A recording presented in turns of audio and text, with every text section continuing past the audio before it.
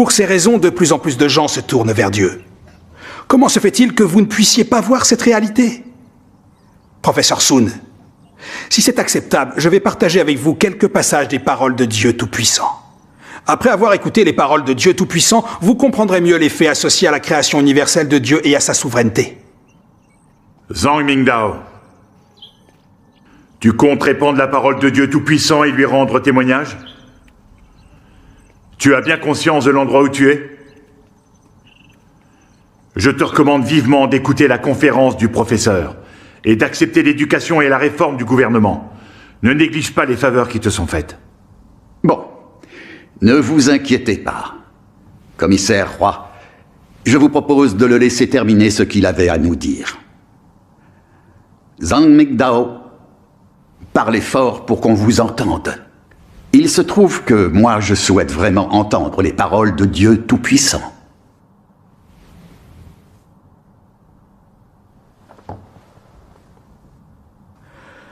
Dieu Tout-Puissant dit « Combien de créatures vivent et se reproduisent dans la vaste étendue de l'univers, en suivant continuellement la loi de la vie, respectant une règle constante.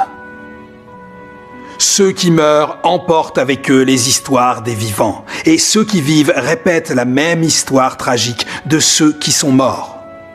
Tout à fait. Et l'humanité ne peut s'empêcher de se demander « Pourquoi vivons-nous ?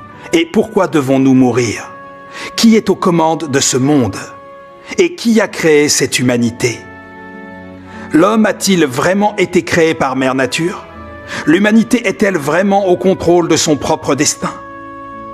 L'humanité ne sait pas qui est le souverain de toutes choses dans l'univers, et elle ne connaît encore moins le commencement et l'avenir de l'humanité. L'humanité vit seulement nécessairement au milieu de cette loi. Nul ne peut y échapper, et personne ne peut le changer. Car il n'y a entre toutes choses et dans les cieux un seul d'éternité en éternité qui détient la souveraineté sur tout.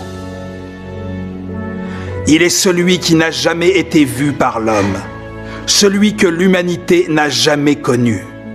L'humanité n'a jamais cru en son existence.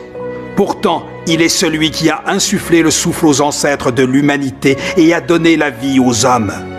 Il est celui qui donne et nourrit l'humanité pour son existence et qui guide les hommes jusqu'à nos jours. De plus, c'est de lui et de lui seul que la survie de l'humanité dépend.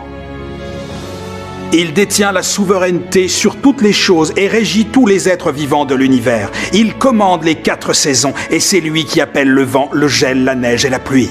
Il donne à l'humanité le soleil et provoque la tombée de la nuit.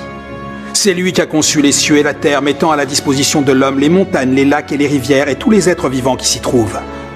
Amen. Son action est partout. Sa puissance est partout. Sa sagesse est partout.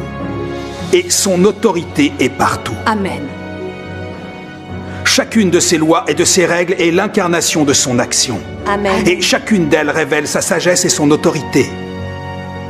Qui peut se dispenser de sa souveraineté? Et qui peut se décharger de ses desseins?